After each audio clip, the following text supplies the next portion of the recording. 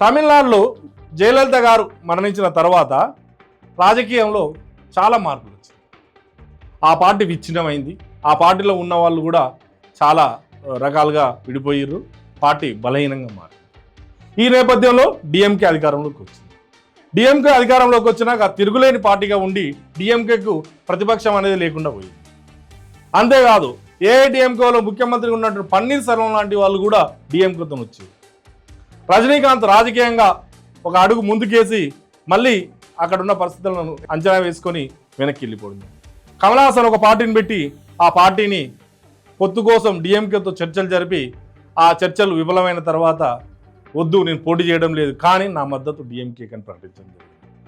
ఈ నేపథ్యంలో విజయ్ చాలా ధైర్యంగా మొండిగా తను నమ్ముకున్నటువంటి యూత్, తన నమ్ముకున్నటువంటి అభిమానుల అండదండలు తనకే ఉంటాయి, నేను రాజకీయంలో రాణిస్తా అని చెప్పి ఒక అడుగు ధైర్యం వేసిండు.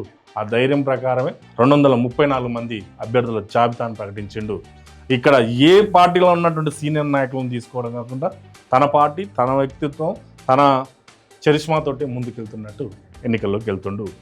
ఏప్రిల్ 23న అక్కడ ఎన్నికలు జరుగుతాయి. మరి ఈ ఎన్నికల్లో విజయ్ అనుకున్నట్లుగా విజయం సాధిస్తాడా?